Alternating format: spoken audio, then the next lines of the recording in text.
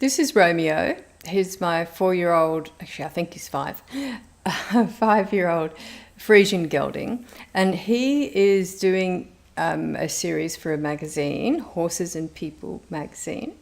And he's being started during that series. I haven't yet been on him.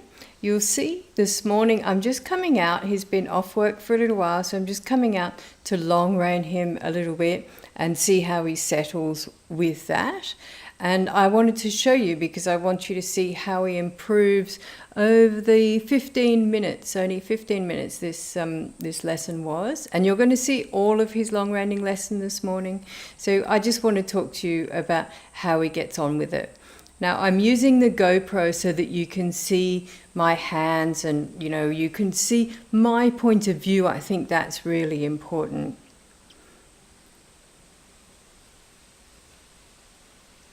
Right there, he's reaching down. I'm quite happy with that he reaches down. He's a rather nervous horse. He can look quite calm, but as soon as he gets nervous, his head goes up and he opens his mouth quite a lot. He fusses around a lot. And so I'm really going to concentrate today on keeping him nice and calm. I quite like his frame. He stays nicely in front of the vertical. You can see he carries his head quite high and he stays nicely in front of the vertical. He never drops behind there, which is really good. Makes it very easy to work with. You can see my outside rein, the black one, and that's the reason I have 2 different colors, is to make it really easy to see which is which when you've got them in your hands. So if he does something and I need to pick one up quickly, I can. Now right there, I changed the whip over first, and you can see I'm focused on his hindquarters while he changes direction. It's when a horse changes direction that they're most likely to turn and face you. But if you try and look at their hindquarters while they're changing direction, it keeps you behind the drive line, which is behind the sort of girth, and you don't get too far in front. If you get too far in front, the horse is more likely to turn and face you. So I'm just pushing him up into trot there. You can see when I do, his head elevation increases a little bit and he gets a little bit worried. He's not as keen to go around to the left as he is to the right.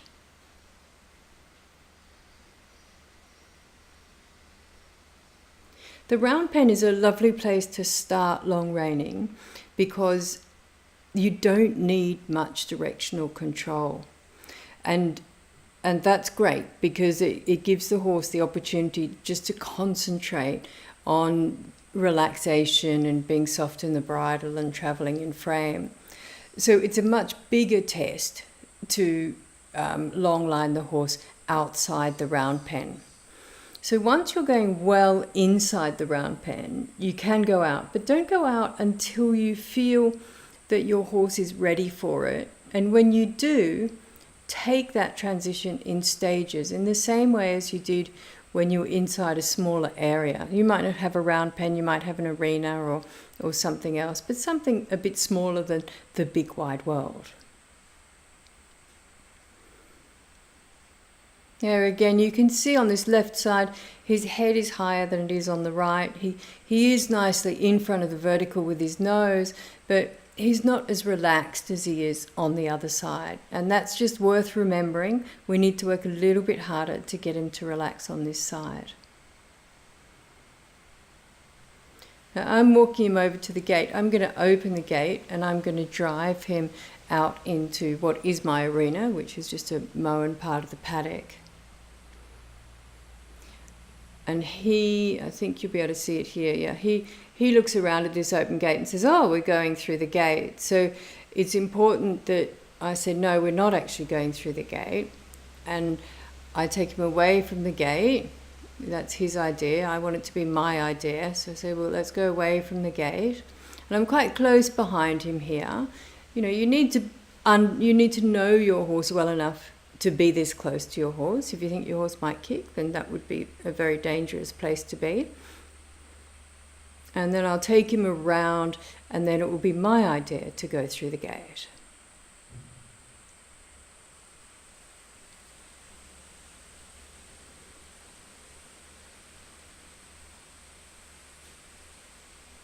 You can see I am dragging my reins on the ground behind me.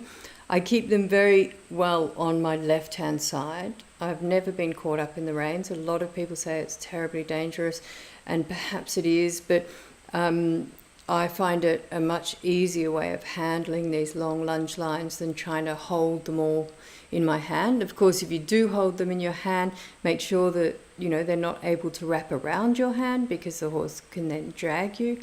But I do find it's quite easy once you get used to it, just to let them fall onto your left side by your left leg, and it is actually very difficult to get caught up in them. And I just find that a safer way of doing it, although I know it will bring some criticism.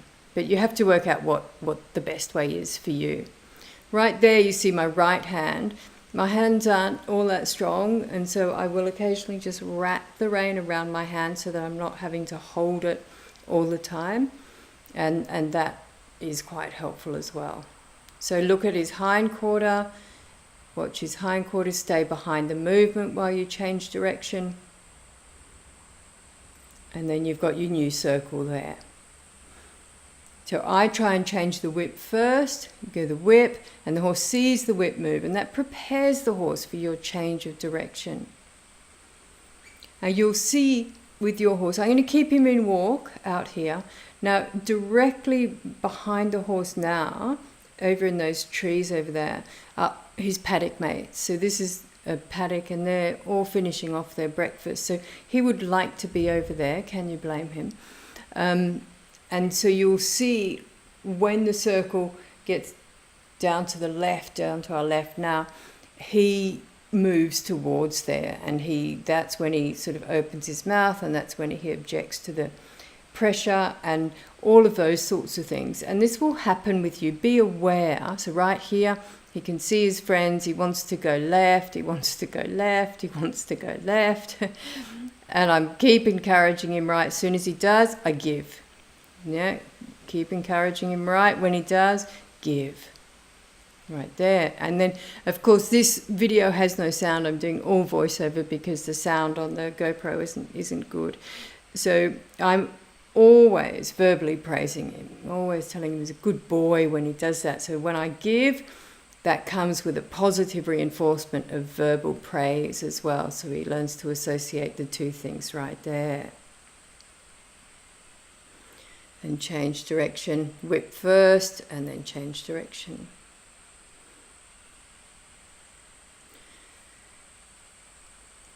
Now he was trotting in the round pen, and he's walking out here. And again, this is a much more difficult environment for him.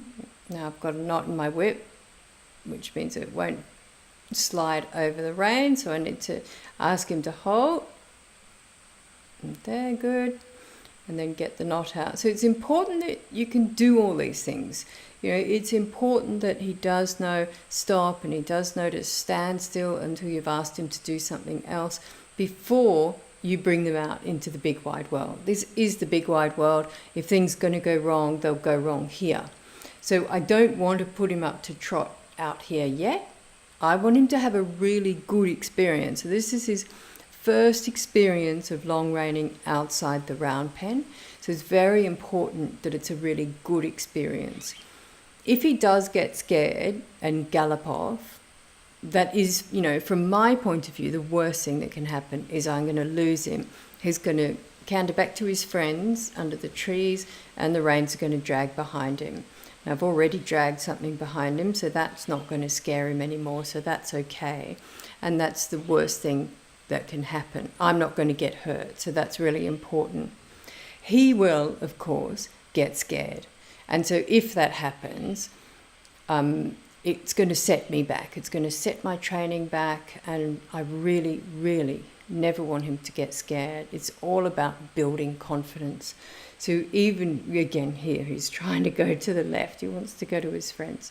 So even if I have to take this really slowly and really break it down for him, it's got to be a confidence-building exercise for the horse, as well as for me, because I'm going to be riding this. If he comes out here in the arena and is clearly frightened because last time, he he got away and he scared himself, then that's not going to be a great thing to ride either. So I really do need for both of us to have him nice and calm and confident with long reining out in the open. From here, we'll, once I get trot and possibly canter with him out here, possibly not, probably just after I get trot first and I've got some canter in the round pen, I'll take him around the property. I drive the horses around the property the same way I would trail ride the horses around the property. I do that before I trail ride. So right now I'm going to drive him back. And you can see he's a bit wobbly here. He's not quite sure about this. He's not as sure at all about having me behind him as he is on his circle. And that just means that I've done quite a bit of circle work with him, which is great. So he's confident with that. He understands that much better. I haven't done much of this work here where I'm standing right behind him. And that's fine. That's just the next thing to learn. His halt's very good. You can see he's just standing there quietly while I do the gait up, and that's perfect. That's exactly what I want.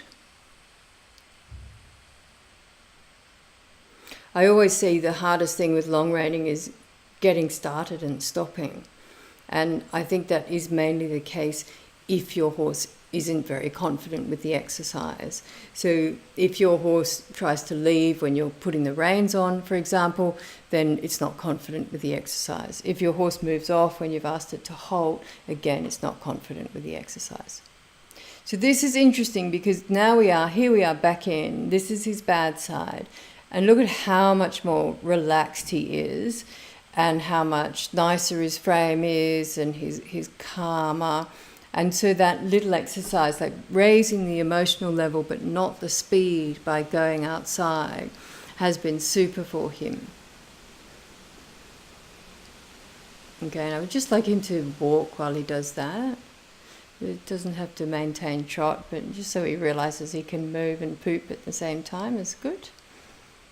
So I'm really pleased with this. This has done us a lot of good. So what I've done is not try to calm him down. I've actually raised his emotional level by taking him to the new environment, although I didn't have to raise his speed. Now, there are different ways to raise your horse's emotional level.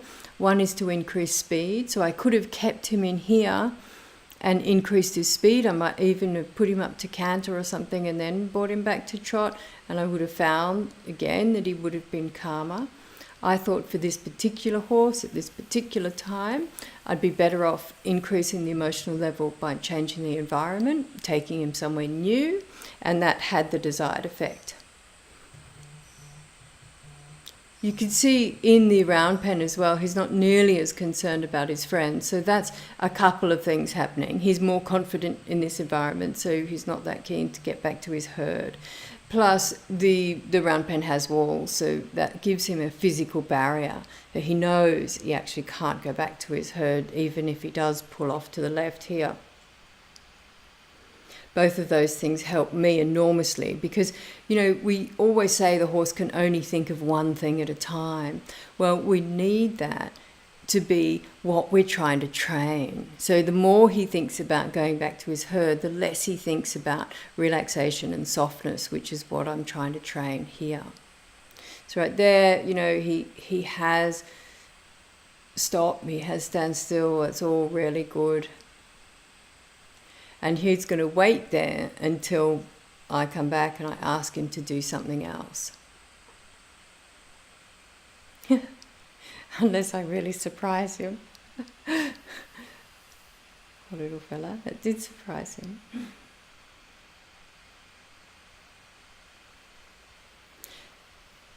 So this may seem ridiculous, but I'm going to show you how I roll up the long reins. And the reason is that it is really important when you start long reining that you get off in your first few strides easily. So take that round the back, through the middle, and that ties it up. Okay, there's one done. Because if your reins end up in a knot, after 3 strides, that's going to be really difficult for you, and you're going to have to stop the horse, and the whole thing is not going to be smooth at all. So this is the way I roll them up. Now just take, 1 sort of meter of it and bring it round. Continue to do that until you've got them all. And then I go with the buckle once around the back and through the middle, and then I attach them to each other. And I know that every time I put them on, they're not going to be in a knot. They'll always be like that, unless, of course, somebody else has used them. Then they'll probably be in a knot. Now, to tie the stirrups together, I use this grubby old bungee rope. I just find that a better thing than a piece of string, but whatever you've got. Anyway, see you next time.